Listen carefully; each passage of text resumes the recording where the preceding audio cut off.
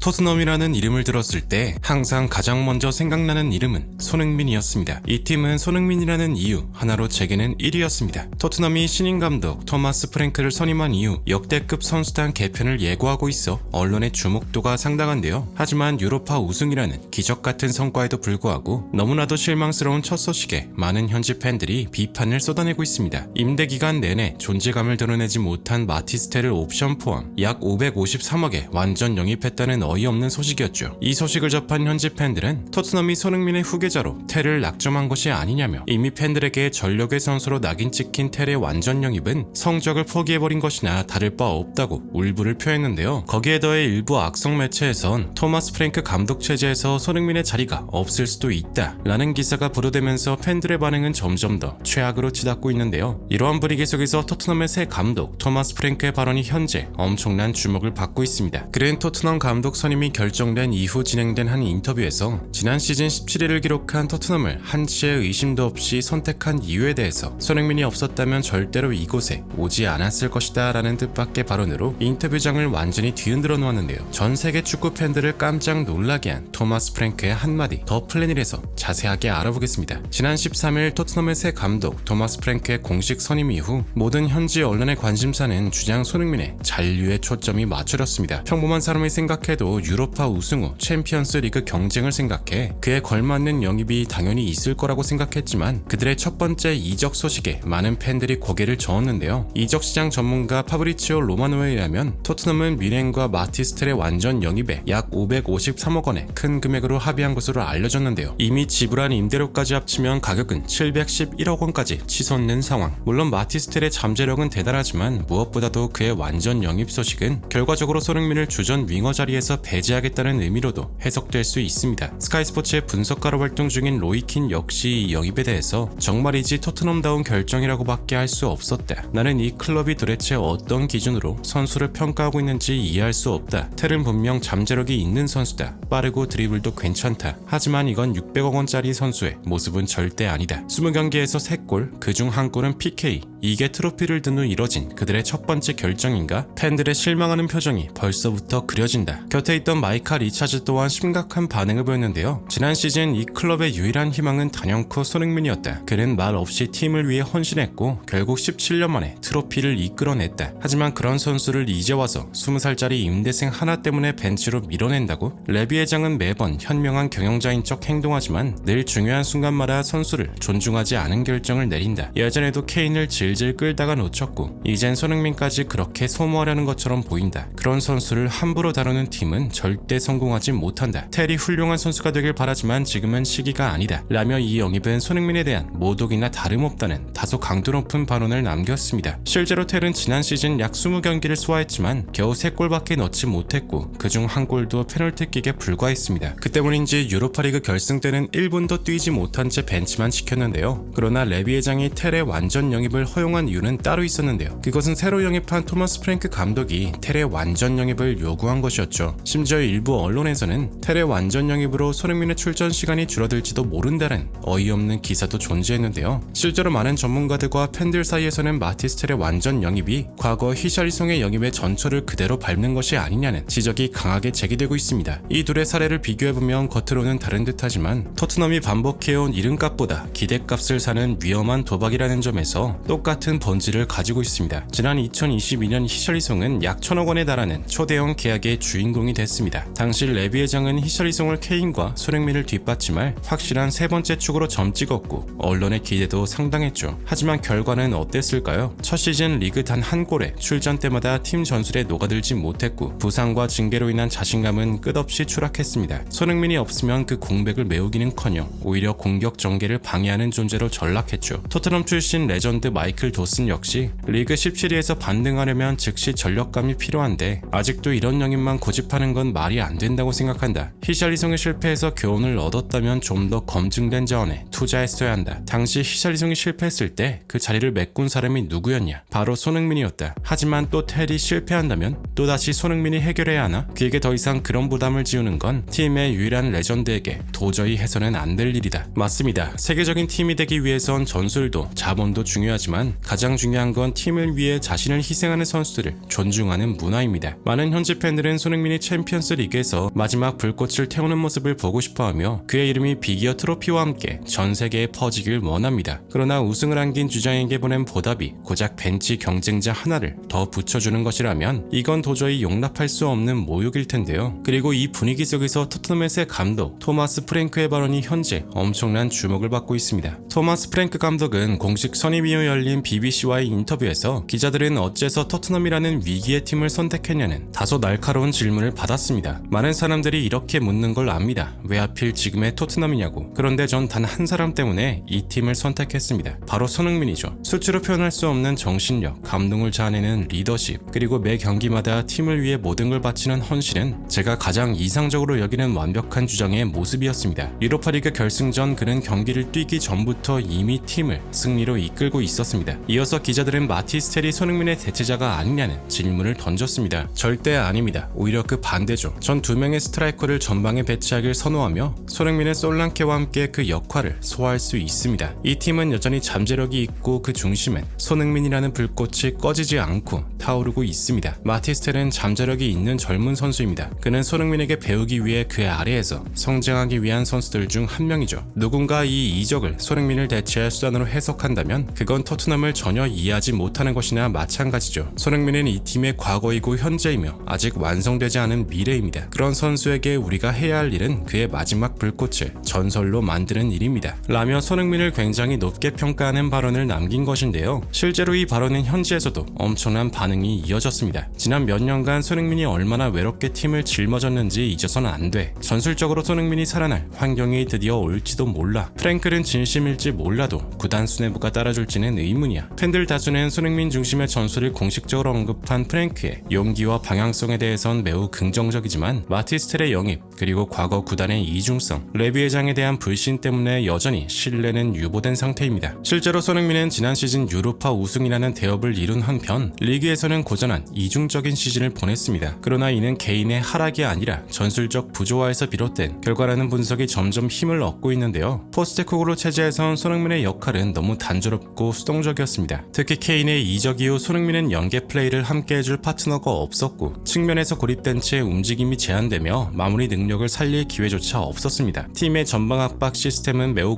공격적이었고 손흥민에게 수비 가담과 전방 압박까지 동시에 요구하자 시즌 후반으로 갈수록 체력 부담이 극심해졌고 이는 곧 경기력 하락으로 이어졌는데요. 그러나 프랭크 감독은 두 명의 스트라이커를 동시에 배치하는 걸 선호합니다. 또한 단순한 측면 벌리기보단 중앙 밀집 전개를 통해 박스 근처에 슈팅 기회를 창출하는 데에도 매우 능하죠. 이는 슈팅 능력과 정확도가 매우 뛰어난 손흥민에게 아주 적합하며 득점력이 다시 폭발할 수 있는 전술적 환경을 제공할 수 있습니다. 많은 전문가들 사이에서는 프랭크 감독이 지난 시즌의 실패 구조를 완벽히 바로잡을 수 있을지에 대해 많은 관심을 보내고 있는데요. 부디 손흥민 선수가 아무런 부상 없이 지금처럼 밝은 모습으로 축구를 즐길 수 있길 간절히 응원하며 영상 마무리하겠습니다. 진심으로 구독과 좋아요 부탁드리며 시청해주셔서 대단히 감사합니다.